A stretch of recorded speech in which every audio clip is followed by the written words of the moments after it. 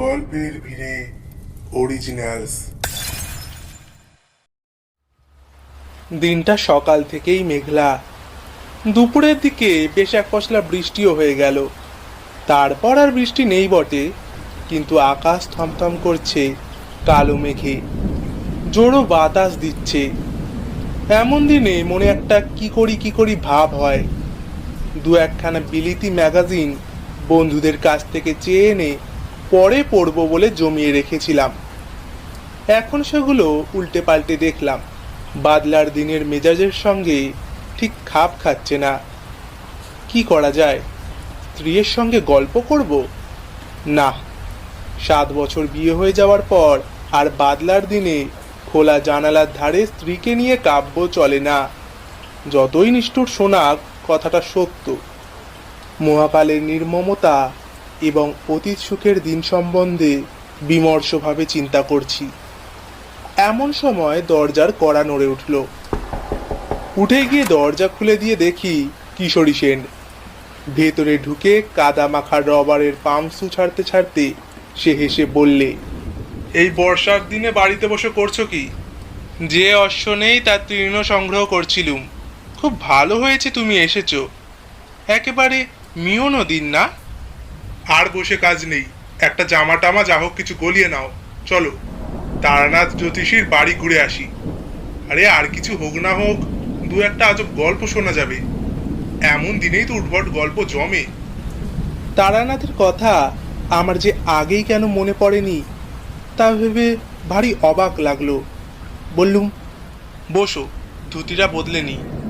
পথে বেরিয়ে বললুম, ট্রামে উঠে আর কাজ নেই, মাসের শেষ, সেই 8 পয়সা দিয়ে বরং সিগারেট কেনা যাবে। হেঁটে মেরে দিই চলো, এইটুকু তো পথ। কিশোরীরও মাসের শেষ। 8 পয়সার পাসিংস কিনে হাঁটতে হাঁটতে দুজনে মঠ লেনে তারানাথের বাড়ি হাজির হলুম। দরজা খুলে দিল তারানাথের মেয়ে চারি। আমাকে দেখেই বললে, কাকা বাবু, আজ আমার লিস্টের ডিজাইন ভোলেননি তো? রোজই আপনি ভুলে যান। না না, আজ ভুলিনি, আগে থেকেই পকেটে রেখে দিয়েছিলাম। বের করে হাতে দিতে চারি হাসি মুখে বাড়ির ভেতরে যেতে যেতে বলল, বসুন, বাবাকে ডাকি। খবর পেয়ে তারানাথ খুব খুশি হয়ে বেরিয়ে এলো। বহুদিনের মধ্যে তারও এমন একনিষ্ঠ শ্রোতা ও ভক্ত জোটেনি। গল্পের লোক শ্রোতার মর্ম বোঝে। তক্তপোষে বসতে বসতে তারানাথ বললে, তারপর হঠাৎ কি মনে করে? বললুম, বাড়িতে বসে ভালো লাগছিল না, তাই আড্ডা দিতে চলে এলুম। কি দু একখানা গল্প হবে নাকি তারানাথ? তারানাথ স্পষ্টতই খুশি হলো। বললে, বসো বসো জমি আগে, কি খাবে বলো? ও চারি, চারি, এদিকে শোন দেখি একবার। যা দেখি, চট করে তেল কাঁচা লঙ্কা নুন দিয়ে মুড়ি মেখে নিয়ে আয়, পরে চা দিবি।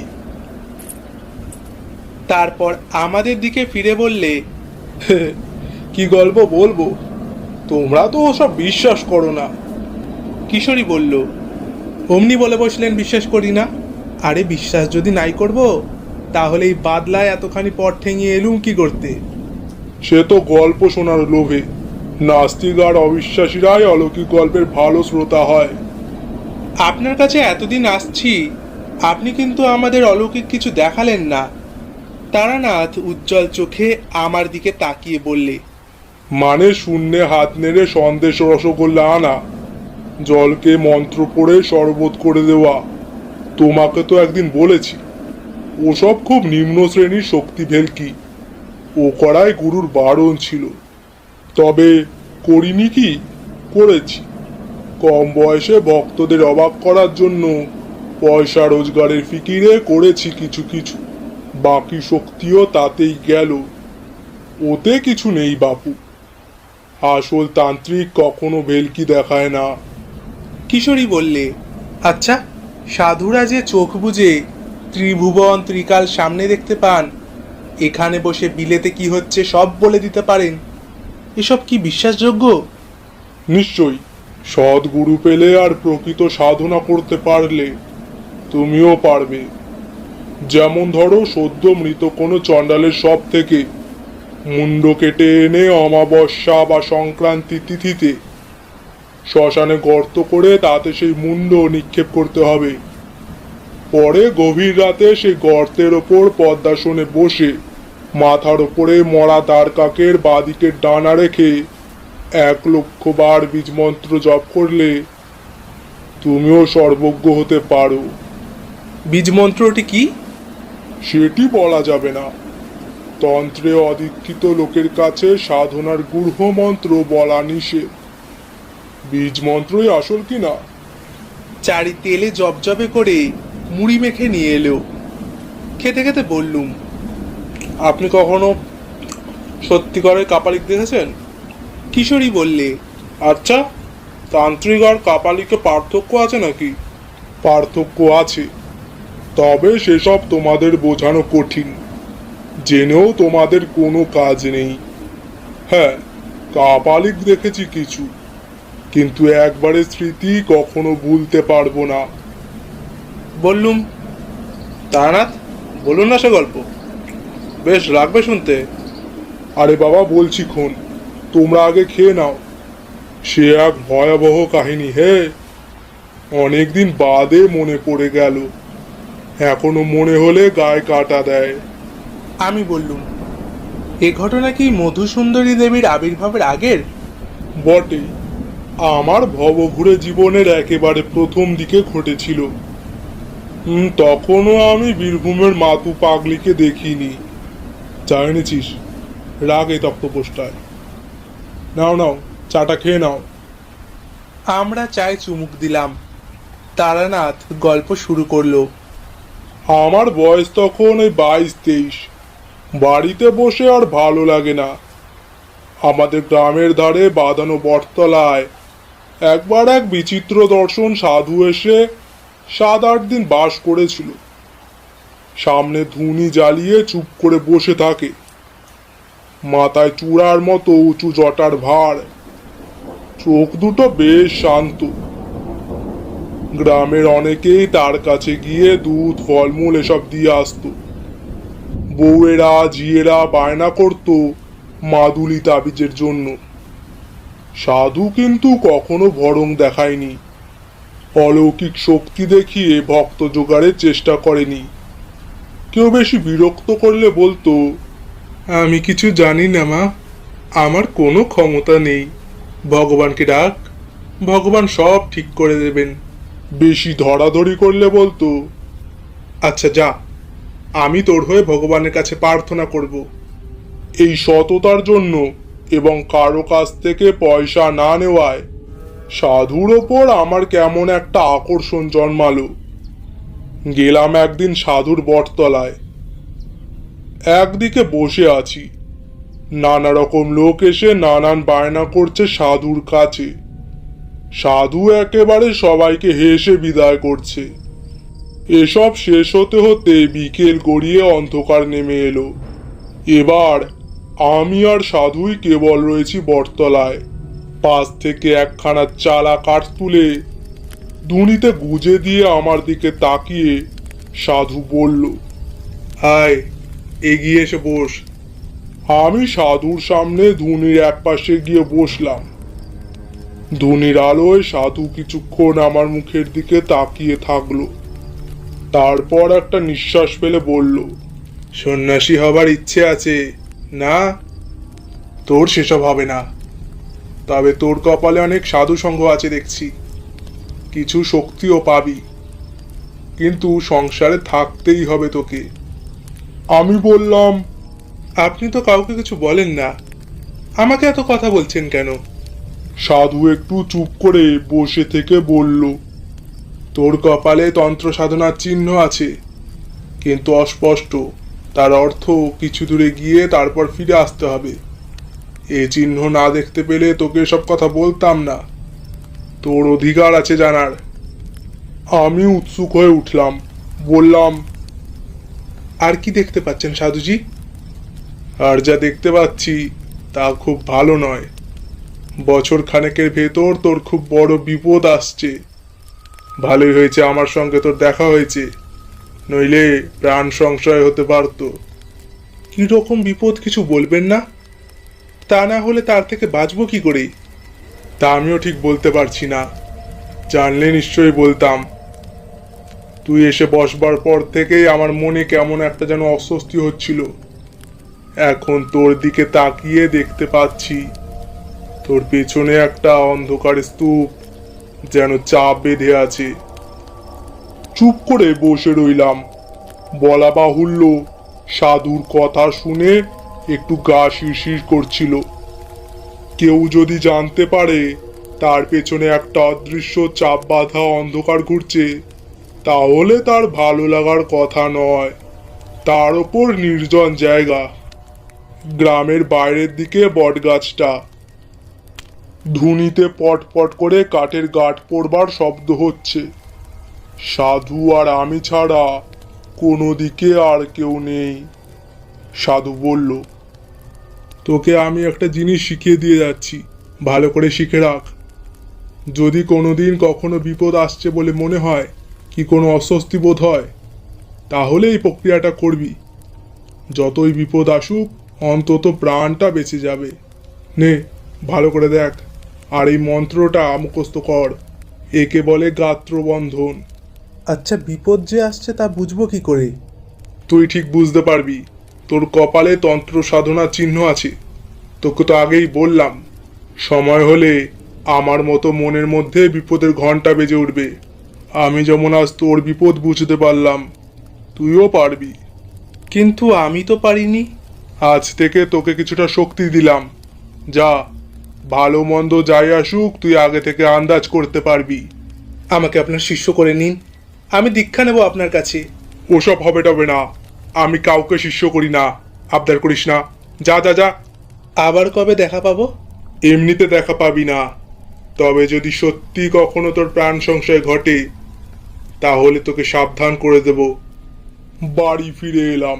পরের দিনই সেই সাধু আস্তানা ভেঙে কোথায় চলে গেল কে জানে। বিকেলে বটতলায় গিয়ে দেখি শুধু নিভে যাওয়া ধুনির ছাই আর কতগুলো হাত পোড়া কাঠ পড়ে আছে। মাসখানেক এইভাবেই কাটলো, কিছুই যেন আর ভালো লাগে না। কেবলই বাড়ির থেকে বের হয়ে পড়তে ইচ্ছে করে। পথ যেন দারুণ আকর্ষণে টানছে। কেবল যে ধর্মের স্পৃহা তা নয়, একটা ভবঘুরেমি পেয়ে বসলো। আরো কিছুদিন এভাবে কাটবার পর একদিন সত্যি কয়েকটা জামা কাপড় আর 10 টাকা নিয়ে বেরিয়ে পড়লাম। বাড়ির লোক খোঁজাখুঁজি করবে এবং সন্ধান পেলেই ধরে নিয়ে যাবে বাড়িতে।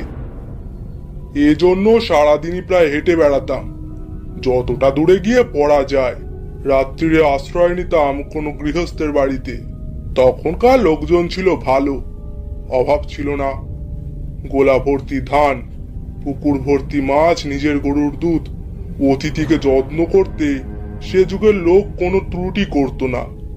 অব্রাহ্মণ গৃহস্বামী হলে গোয়াল ঘরের একপাশে পরিষ্কার করে রান্নার আয়োজন করে দিত। সেখানে বসে রান্না করতাম, তারা আবার অপেক্ষা করত ব্রাহ্মণের প্রসাদ পাবার। কিশোরী বলল, আচ্ছা, জিনিসপত্রের দাম তখন কেমন ছিল? গ্রামের দিকে বেশিরভাগ জিনিসই কিনে খেতে হতো না, সবই তো গ্রামে উৎপন্ন হতো।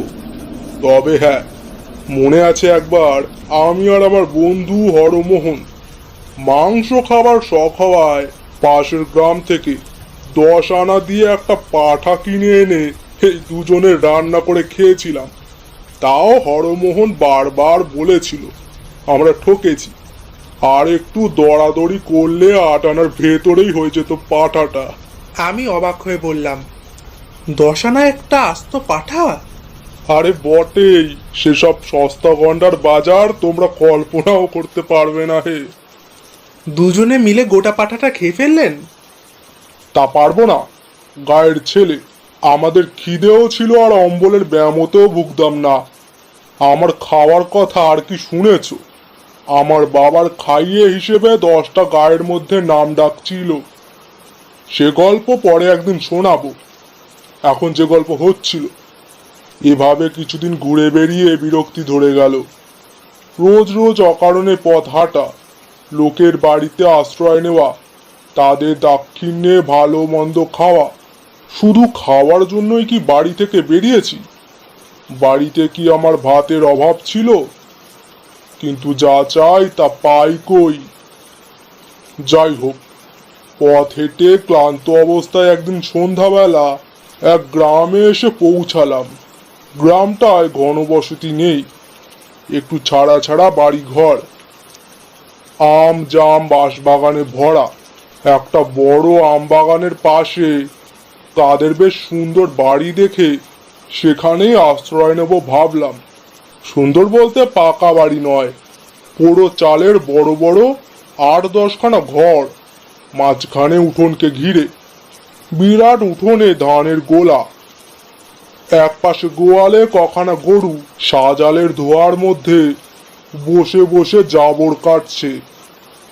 আমি উঠোনে পা দেওয়ার সঙ্গে সঙ্গে বাড়ির মধ্যে শাকে ফু পড়ল। সব মিলিয়ে সম্পন্ন গৃহস্থের লক্ষণ ফুটে বেরুচ্ছে। উঠোনে দাঁড়িয়ে এদিক ওদিক তাকাচ্ছি। একজন কালো মতো মধ্যবয়স্ক লোক এগিয়ে এসে বলল, কি চাই? আমি বিদেশি লোক, রাত্রিটা একটু থাকবার সুবিধা হবে? আপনারা ব্রাহ্মণ? লোকটা একেবারে আসুন আসুন করে ব্যস্ত হয়ে আমাকে নিয়ে দাওয়ায় বসালো, পা ধোয়ার জল দিল। তার নাম মাধব ঘোষ, সেই বাড়ির মালিক। চাষবাস আছে প্রায় 50 বিঘের। মাধব লোক বেশ ভালো, আমাকে রান্নার ব্যবস্থা করে দিয়ে সে সামনে ঠায় বসে রইল। সে আমার সঙ্গে বসে গল্প করে, আর একটু বাদে বাদে হুকোটিকে এগিয়ে দিয়ে বলে, সাজুন না, ব্রাহ্মণের প্রসাদ পাবো। কথায় কথায় আমি বললুম, আচ্ছা, আমাদের বাংলাদেশে আতিথেয়তা বড় সুন্দর না? এই যে তুমি আমাকে এত যত্ন করছো, এতে তোমার লাভ কি? মাধব ঘোষ জিভ কেটে বলল, ছি ছি ছি ছি, ও কথা বলবেন না। ব্রাহ্মণ দেবতার হাঁড়িতে 2টি চাল দিতে পারছি, সে তো আমার সৌভাগ্য। তবে একটা কথা কি জানেন, সব অতিথি তো আর সমান হয় না। এই তো দিন 7 আগে আমাদের বাড়িতে সে কি কাণ্ড! ধোয়া সুগন্ধি আতপ চাল হাঁড়িতে ছেড়ে দিয়ে তার দিকে ফিরে বললাম, কেন, কি হয়েছিল? চুরি টুরি নাকি? তাহলে তো বরং ভালো ছিল। শুনুন না কাণ্ডটা। এই ঠিক গেল সোমবার বিকেলের দিকে এক লাল কাপড় পরা সন্ন্যাসী এসে বলে, তোমার এখানে থাকবো। আমার সাদা মনে কাদা নেই, বললুম থাকুন। গোয়াল ঘরে রান্নার ব্যবস্থা করে দিলুম। দিব্যি চেহারা তার, ফর্সা রং, এই মোটা পৈতের গোছা। দেখে কিছু বোঝবার উপায় নেই।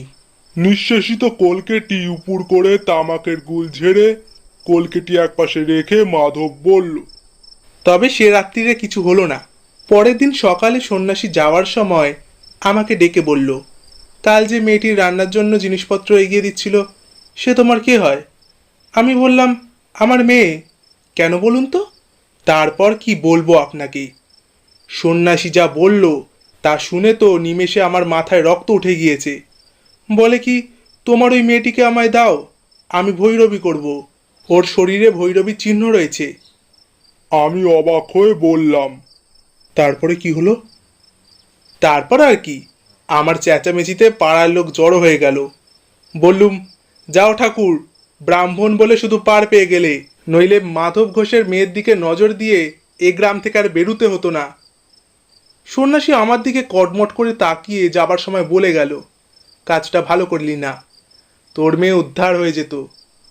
প্রতিফল হাতে হাতে পাবি। বলো কি হে, এ তো সাংঘাতিক ব্যাপার। লোকটা আর আসেনি তো? আর তার আসতে সাহস হবে না। সন্ন্যাসী হলেও প্রাণের মায়া তো আছে।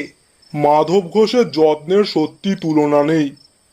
খাওয়া যখন প্রায় শেষ হয়ে এসেছে, একটা বড় জামবাটি ভর্তি দুধ এনে সে একটু দূরে নামিয়ে রাখলো। আমি লজ্জা পেয়ে বললাম, আবার দুধ কেন? আগে ওটুকু খান, ব্রাহ্মণ সেবা করলে আমার কল্যাণ হবে। পরের দিন সকালে উঠে আমি মাধবের কাছে বিদায় নিলাম। সে ছাড়তে চায় না কিছুতেই। আমি প্রায় জোর করে চলে এলাম বলা যায়। কারণ আগেই বলেছি, আমি দুটো ভাতের জন্য পথে বের হইনি। সরল মানুষের ঘাড়ে চেপে অকারণে অন্ন ধ্বংস করতে আমার কেমন খারাপ লাগলো। এই পথে আবার কখনো এলে তার বাড়িতে আশ্রয় নেব কথা দিয়ে বেরিয়ে পড়লাম। দুপুরে একটা গঞ্জ মতো জায়গায় চিড়ে দই কিনে খাই, তারপর আবার হাঁটি। সারাদিনে প্রায় মাইল 15-16 হেঁটে সন্ধ্যা নাগাদ একটা এমন জায়গায় এসে পৌঁছালাম যার ত্রিসীমানায় কোনো গ্রাম বা জনবসতি নেই। মিনিট 15 হেঁটে দেখি সামনে এক শ্মশান, বেশ বড় শ্মশান। অন্তত যত দূর চোখ যায় তাকিয়ে দেখলাম কেবল পোড়া পোড়া কাঠের গুঁড়ি, ছেঁড়া মাদুর কাঁথা, ভাঙা কলসি এইসব পড়ে আছে। কিশোরী জিজ্ঞেস করলো, ওই নির্জন শ্মশানে সন্ধ্যাবেলা আপনার ভয় করলো না? না, ভয় করবে কেন? শ্মশান অতি পবিত্র স্থান। সেখানে মানুষের সমস্ত পাপ শেষবারের মতো মুছে যায়, তার ঊর্ধ্বলোকে প্রস্থানের পথ সুগম হয়। শ্মশানে ভয় কিসের? যাই হোক, দাঁড়িয়ে চারিদিকে তাকিয়ে দেখছি, হঠাৎ গম্ভীর ভারী গলায় পেছন থেকে কে যেন বলে উঠল, কে দরকার এখানে? কি ভয়ানক সে গলার স্বর!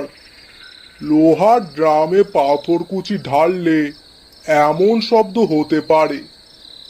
চমকে পিছনে তাকিয়ে দেখি একজন সাধু দাঁড়িয়ে, মাথায় পাকা তেঁতুলের মতো অজস্র জটা, মুখময় অযত্নবর্ধিত দাড়ি গোফের জঙ্গল, লম্বায় আমার মাথা ছাড়িয়ে আর এক হাত, পরনে রক্তাম্বর, পায়ে বোল দেওয়া কাঠের পুরু খড়ম। সাধুকে প্রণাম করে বিনীতভাবে জানালাম, আমার বিশেষ কোনো দরকার নেই, পথ হাঁটতে হাঁটতে এসে পৌঁছালাম এই মাত্র। কোথায় যাওয়া হবে? কোথাও না। সাধু কি বুঝলে জানি না, কিছুক্ষণ আমার মুখের দিকে স্থির হয়ে তাকিয়ে থাকলো। তারপর তার দাড়ির জঙ্গলে খুব শুকনো একটা হাসির রেখা ফুটে উঠল। সেই ঘনায়মান অন্ধকারে আমি সাধুর পেছনে চললাম। বেশ খানিকটা হাঁটবার পর দেখি একটা গাব বা ওই জাতীয় কোনো গাছের নিচে সাধু মরার মাদুর, কাঁথা ইত্যাদি টাঙিয়ে বেশ ঝুবড়ি মতো বানিয়েছে। বললাম, এইখানে আপনি থাকেন? কেন, অসুবিধাটা কি? না, অসুবিধা আর কি, তাই বলছি। সাধুর কথাবার্তা যেন কেমন কেমন। সাধু আমাকে ঝুবড়ির বাইরে বসতে বলে নিজে ভেতরে ঢুকলো। বেরিয়ে এলো দুটো পাকা কলা হাতে। বলল, এই নে, খা। কি উদ্দেশ্যে বেরোনো হয়েছে বাড়ি থেকে? সাধু হবার ইচ্ছে আছে নাকি? আমি উত্তর না দিয়ে কলা হাতে চুপ করে বসে রইলাম। তুই আমার কাছে থেকে যা, আমি তোকে চেলা করে নেব। কি, থাকবি?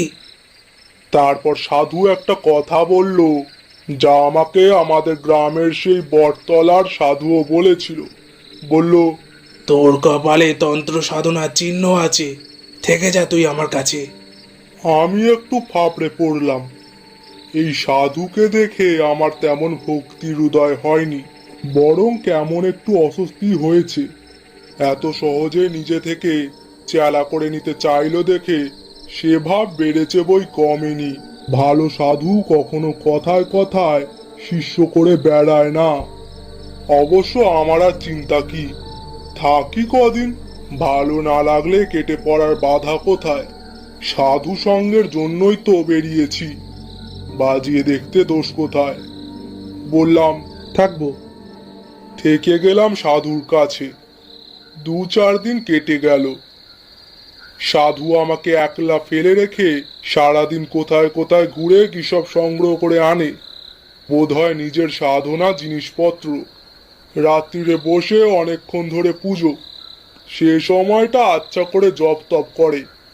আমি একটু দূরে কাঠকুটো দিয়ে আগুন জেলে মাটির হাঁড়িতে ভাত রান্না করি। অনেক রাত্রিরে খাওয়া হয়। ক্রমে সাধুর কাণ্ড কারখানা দেখে আমার মনে দৃঢ় বিশ্বাস হলো সাধু একজন কাপালিক। একদিন একটা মরা চড়ুই পাখি কোথা থেকে ঠাং ধরে ঝুলিয়ে এনে হাজির। ঝুবড়ি থেকে ছুরি এনে চড়ুইটার পেট চিরে নাড়ি ভুড়ি বের করলো সাধু। তারপর কি একটা জিনিস আমাকে না দেখিয়ে টুক করে ভরে দিল পাখিটার পেটে। আবার ঝুবড়িতে ঢুকে দুখানা একই মাপের মাটি সরা এনে একটায় মরা পাখিটা রেখে অন্যটা দিয়ে চাপা দিয়ে দিল। তারপর একটু আটা মেখে সেই আটা দিয়ে দুটো সরাই মুখে মুখে জুড়ে দিল। আমি অবাক হয়ে বললাম, এ দিয়ে কি হবে? সাধু আমায় সংক্ষেপে বলল, এটা দিয়ে একটা কাজ আছে, তোকে পরে বলবো। তারপর আমার হাতে মুখবন্ধ সরাটা দিয়ে বলল, আগুনে পোড়াতো এটা, 1 ঘন্টা ধরে পোড়াবি। এইভাবে 3 দিন 1 ঘন্টা করে পোড়াতে হবে। নে। রান্না হয়ে গিয়েছিল, কিন্তু তখনও আগুন জ্বলছে।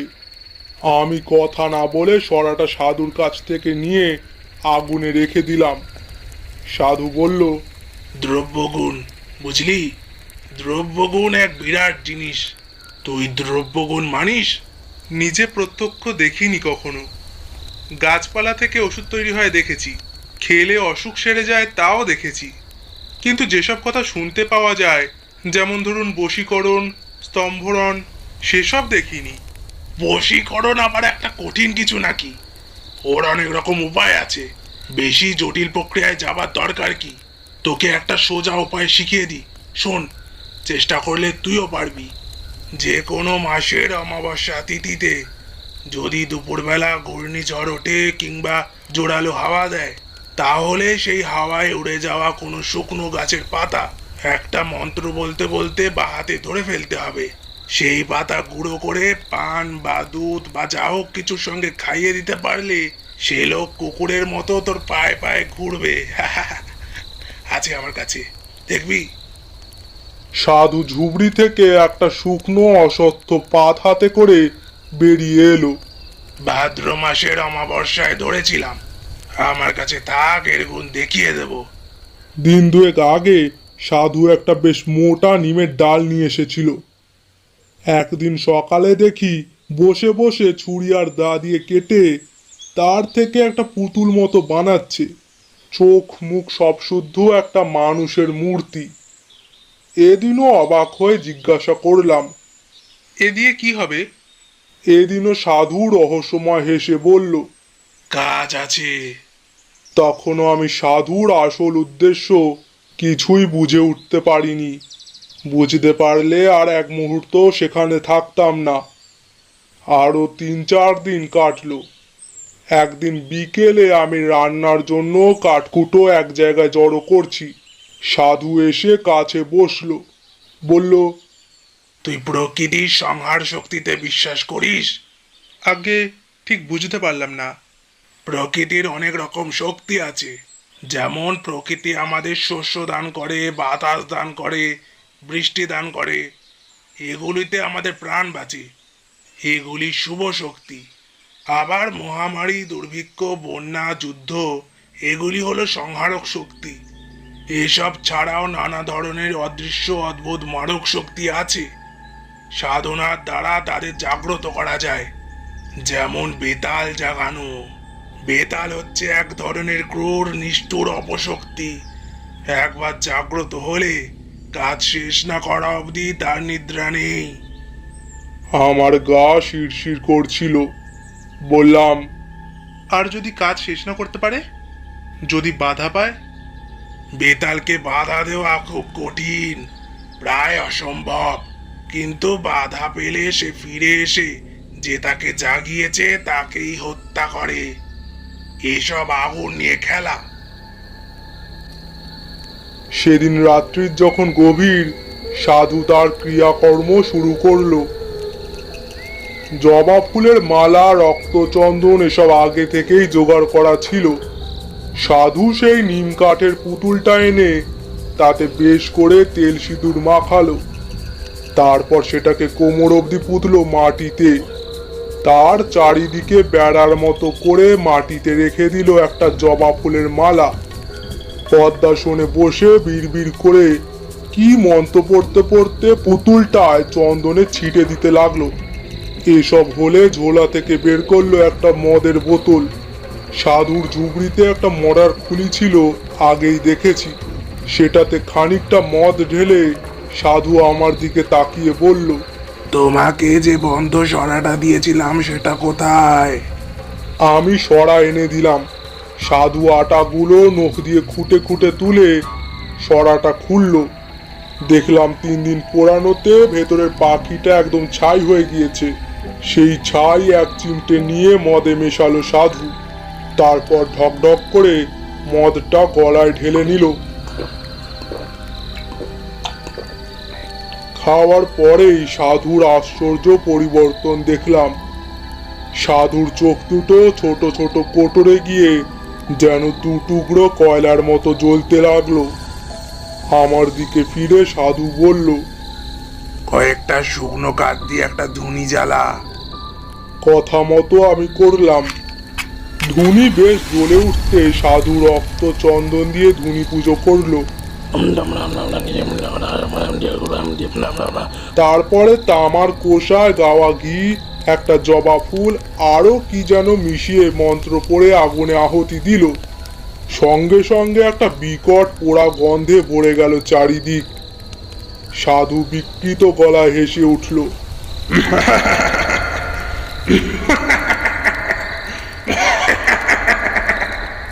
আর আমার মনে হলো সেই ধোঁয়ার অন্ধকারের ভেতরে ধুনির মধ্য থেকে একটা যেন জমাট অন্ধকার দিয়ে তৈরি মূর্তি বাতাসে ভর করে ভেসে কোথায় মিলিয়ে গেল। আমি অবাক হয়ে সেই দিকে তাকিয়ে রইলাম। মূর্তিটাকে খুব পরিষ্কারভাবে যে দেখেছিলাম তা বলতে পারি না, তবে যেটুকু দেখতে পেয়েছিলাম তাতেই বুক ঠান্ডা হয়ে আসে। বিশাল স্থূল রাত্রির অন্ধকার দিয়ে তৈরি যেন একটা অপছায়া। সাধু বলল, দেখলি, ওই হচ্ছে বেতাল। কোথায় গেল? সাধু হেসে বলল, এদিকে সরে আয়। আমি আসল কথাটা এতদিন তোকে বলিনি। আজ থেকে 15-20 দিন আগে এখান থেকে মাইল 20 দূরে এক গ্রামে আমি মাধব ঘোষ বলে একজন লোকের বাড়ি রাত্রিরে আতিথ্য গ্রহণ করি। আমার মাথায় বিদ্যুৎ খেলে গেল। মাধব ঘোষ? তাহলে এই কাপালি কি সেদিন মাধব ঘোষের বাড়িতে হাঙ্গামা করেছিল বটে? সাধু বলে চলেছে, সেই মাধব ঘোষের বড় মেয়েটির দেহে প্রকৃত সাধন সঙ্গিনী হবার উপযুক্ত সমস্ত লক্ষণ বর্তমান ছিল। আমার বর্তমানে কোনো ভৈরবী নেই। আমি পরের দিন সকালে মাধব ঘোষের কাছে সাধনার জন্য মেয়েটিকে চাইলাম। মাধব দিল তো নাই, উপরন্তু আমাকে অকথ্য অপমান করে বাড়ি থেকে তাড়িয়ে দিল। সে অপমান আমার বুকে কাটার মতো বিঁধে আছে। বেরিয়ে আসবার সময় মাধব আমার ঘাড়ে হাত দিয়ে একটা ধাক্কাও দিয়েছিল। আমার গায়ে হাত? আচ্ছা মাধব ঘোষ, এবার দেখবো তোমাকে। কি করবেন আপনি? করব কি, করেছি। এই যে বেতাল জাগিয়ে পাঠালাম। কোথায় গেল সে? পাঠালাম ওই মাধব ঘোষের বাড়ি। এইবার সে বুঝবে কাকে সে অপমান করেছিল। আমি ভয় পেয়ে বললাম, মাধব ঘোষের কি হবে? আজকে তার নিজের ক্ষতি কিছু হবে না। তার বাড়িতে একটা কিছু করে আসবে বেতাল। এক পক্ষ ধরে আমি বেতাল মন্ত্র জপ করে আজ আহুতি দিয়েছি। কাল অমাবস্যা, কাল পূর্ণাহুতি দেব। ওই যে নিম কাঠের পুতুল দেখছো, ওটা হচ্ছে মাধব ঘোষের প্রতিমূর্তি। ওই পুতুলে কাল প্রাণ প্রতিষ্ঠা করে বেতালকে চিনিয়ে দেব। তারপর বেতাল আবার কাল যাবে মাধবের বাড়ি। তারপর পরশু সকালে মাধব ঘোষের মৃতদেহ পড়ে থাকবে উঠোনে কি আমবাগানের মধ্যে। ভয়ঙ্কর বিভৎস অপমৃত্যু। কেউ কিচ্ছুটি টের পাবে না কোথা দিয়ে কি হলো। কিন্তু এ আপনি অন্যায় করছেন। সাধুর চোখ আবার ধক করে জ্বলে উঠল। পৈশাচিক ক্রোধে মুখ বিকৃত করে সে আমার দিকে তাকিয়ে বলল, বলতে কি চাস তুই? আমি অন্যায় করছি? আমার যেন কেমন সাহস এসে গেল। বললাম, নিশ্চয়ই অন্যায়। আপনি এই কুকর্মে লিপ্ত আছে জানলে আমি একদিনও থাকতাম না এখানে। প্রতিহিংসা সাধনের জন্য নরহত্যা মহা অধর্ম। কাপালিকের পক্ষে প্রতিহিংসা সাধন অধর্ম নয়। তুই তার কি বুঝবি? আপনার মতো নরকের কৃমিকীটের কাছে আর নয়। আমি চললাম। হন হন করে হেঁটে সেই রাত্রিরেই রওনা দিলাম শ্মশান থেকে।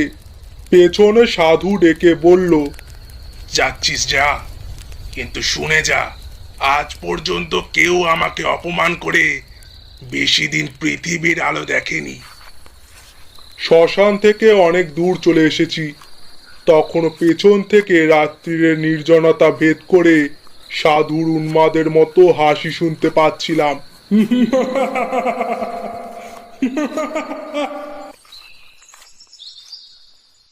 পরের দিন দুপুর গড়িয়ে গেলে অবিশ্রান্ত হেঁটে আমি মাধব ঘোষের বাড়ি পৌঁছালাম। দেখি সমস্ত বাড়িটা যেন কেমন ঝিমিয়ে আছে, ভেতরে কেউ যেন জেগে নেই। না জানি বেতাল কাল রাত্রিরে কি করে গিয়েছে। উঠোনে দাঁড়িয়ে মাধব ঘোষকে ডাক দিলাম। ডাক শুনে ভেতর থেকে মাধব বেরিয়ে এলো। আমাকে দেখে সে যেন হাতে চাঁদ পেল। এগিয়ে এসে পায়ের ধুলো নিয়ে বলল, ভগবানই পাঠিয়েছেন আপনাকে। কি হয়েছে? কোনো বিপদ আপদ হয়নি তো? গতকাল রাত্রিরে আমার দুখানা গাই গরু মরে গেল ঠাকুর মশাই। সে কি? গরুগুলো মারা গেল কি করে? তা কি করে বলি ঠাকুর মশাই, আশ্চর্য ব্যাপার। তখন অনেক রাত, হঠাৎ গোয়ালে কেমন একটা শব্দ শুনলাম। মনে হলো গরুগুলো যেন ভয় পেয়ে ছটফট করছে। উঠে গিয়ে বাইরে যাওয়ার আগেই মুংলি গাইটা চিৎকার করে উঠল। গিয়ে দেখি রাঙি আর মুংলি দুটোই মাটিতে শুয়ে ছটফট করছে। কি হলো কে জানে। তক্ষুনি লোক পাঠালাম পাশের গায়ে গোবর্দির জন্য। সে এলো বটে, কিন্তু কিছুই বুঝতে পারলো না। আজ সকালে মারা গেল গরু দুটো। সকাল থেকে আবার মেয়েটার খুব জ্বর, গা যেন পুড়ে যাচ্ছে। এসব তো ভালো কথা নয় ঠাকুর মশাই। আপনি এলেন ভালোই হলো। ব্রাহ্মণ মানুষ ভিটে বাস করলে আমার ভয় কেটে যাবে। সবই বুঝলাম, কিন্তু আমার কি করার আছে কিছুই বুঝতে পারলাম না। আমি থাকলে যদি মাধব শান্তি পায়, তাহলে থাকতে পারি এই মাত্র। কিছুক্ষণ পরেই একটা অদ্ভুত ঘটনা ঘটল। তখন বিকেল বেশ গাঢ় হয়ে এসেছে। মাধব ঘোষ বেশ করে ফলাহারের আয়োজন করে দিয়েছিল। ফলাহার করে আমার একটু বাগানে যাওয়ার প্রয়োজন হয়ে পড়ল। মাধবের কাছ থেকে গড় চেয়ে বাগান সারলাম। গড় হাতে ফিরছি, হঠাৎ মনের মধ্যে কেমন যেন একটা অনুভূতি জেগে উঠল। ঠিক কী রকম অনুভূতি তা বোঝাতে পারবো না। যেন আমার খুব বড় একটা বিপদ আসছে, খুব কাছে এসে গিয়েছে সে বিপদ। ভয়ের একটা বিচিত্র অনুভূতি বুকের মধ্যে ঠেলে উঠল। সেই অন্ধকার নির্জন আম বাগানে দাঁড়িয়ে হঠাৎই আমার বুক যেন হিম হয়ে গেল। তাড়াতাড়ি ফেরবার জন্য এগোতে গিয়ে মনে হলো কয়েক হাত দূরে একটা আম গাছের গুড়ির পাশে কে যেন চুপ করে দাঁড়িয়ে আছে। আর একটু হলে বোধহয় ভয় পেয়ে চিৎকার করে উঠতাম, কিন্তু ততক্ষণে যে দাঁড়িয়ে আছে তাকে আমি চিনতে পেরেছি। আমাদের গ্রামের বটতলার সেই সৌম্যমূর্তি সাধু, যিনি বলেছিলেন আমার বিপদ ঘনিয়ে এলেই আমাকে দেখা দেবেন। তাহলে কি সত্যি আমার আজ সেই বিপদের দিন এসেছে? দূর থেকেই আমি সাধুকে প্রণাম করলাম। সাধু হেসে হাত তুলে আশীর্বাদ করলেন। তারপর হঠাৎই সাধু অন্ধকারে কোথায় মিলিয়ে গেলেন। আমি একা গড় হাতে অন্ধকারে দাঁড়িয়ে। ফিরে এসে মাধব ঘোষকে ডাকলাম।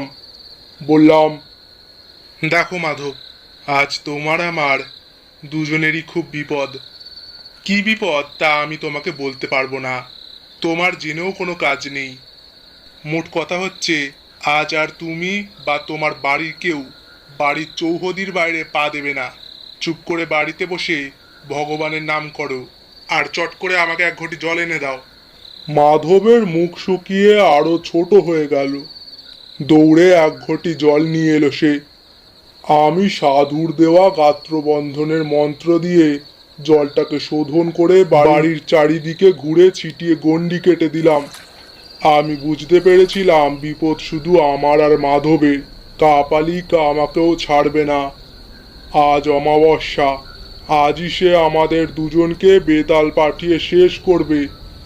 অন্যরা হয়তো নিরাপদ, তবু সাবধানের মার নেই জেনে সারা বাড়ির চারদিকেই গণ্ডি দিয়ে দিলাম। রাতে খাওয়া হলে আমি মাধবকে ডেকে বললাম, তুমি আমি আজ এক ঘরে থাকবো। বাড়ির সবাই শুয়েছে? আজ্ঞে হ্যাঁ ঠাকুর মশাই। বেশ, এসো আমার সঙ্গে। ঘরে গিয়ে আমি মাধবকে বললাম, ওই ঘটি থেকে খানিকটা জল ঢালো মাটিতে, এই যে এই খাটের পায়ের কাছে। এবার ডান পায়ের বুড়ো আঙুল দিয়ে ওই জল থেকে রেখা টেনে খাটের চারিদিকে একটা জলের গণ্ডি করো দেখি। নাও নাও, শুরু করো। আমি তোমার সঙ্গে মন্ত্র পড়তে পড়তে ঘুরছি। তুমি গৃহস্বামী, তোমাকেই করতে হবে, নইলে আমি করে দিতাম। সেই গণ্ডির ভেতরে খাটে উঠে আমরা দুজনে বসে রইলাম। সে কি ভয়ঙ্কর রাত! আমার বুকের ভেতরেই বিচিত্র বিপদের ঘণ্টা বেজে চলেছে। আমার পাশে চুপ করে বসে মাধব। মাঝরাত পেরিয়ে যাওয়ার পর হঠাৎ যেন এক ঝলক হাওয়ায় বাইরের আমবাগান কেঁপে উঠল। ঝড়ের সময় নয়, কিছুই নয়, হাওয়া এলো কোথা থেকে? ক্রমে সেই হাওয়া বেড়ে রীতিমতো ঝড়ে পরিণত হলো। সমস্ত আমবাগান যেন ভেঙে পড়বে। বাড়ির জানলা দরজা দড়াম দড়াম করে বন্ধ হতে আর খুলতে লাগলো। বাড়ির ভেতর থেকে মেয়েরা শব্দ করে কেঁদে উঠল। আমি চেঁচিয়ে বললাম, কেউ বাইরে আসবেন না, সব ভেতরে বসে থাকুন। ঝড়ের শব্দের মধ্যে কার যেন বীভৎস হুঙ্কার।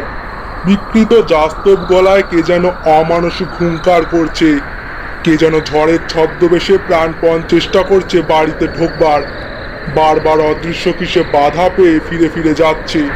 খানিকক্ষণ এরকম চলার পর হঠাৎ ঝড়টা যেন এক মুহূর্তে থেমে গেল।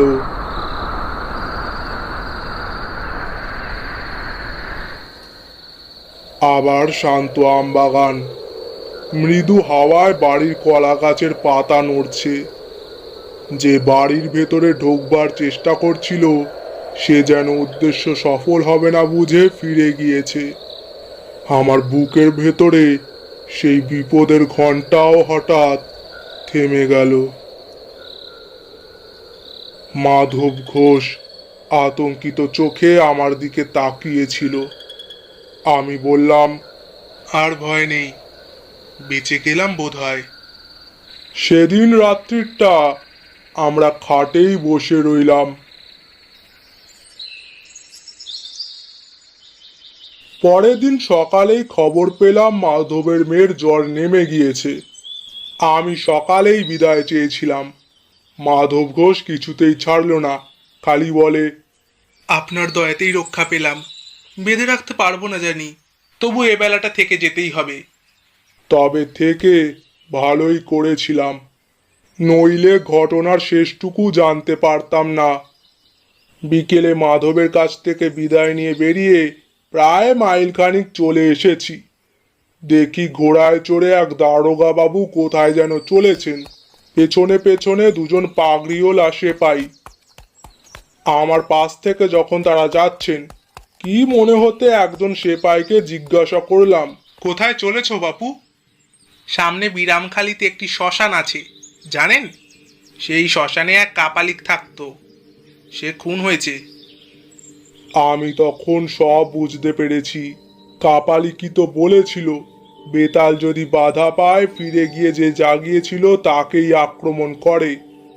মনে মনে একবার তাদের সঙ্গে গিয়ে মৃতর দেহটা দেখে আসবার ইচ্ছে হয়েছিল। পরে সে ইচ্ছে দমন করি। মনে মনে আমাদের গ্রামে দেখা সেই সৌম্য সাধুকে প্রণাম জানিয়ে আবার রওনা দিলাম।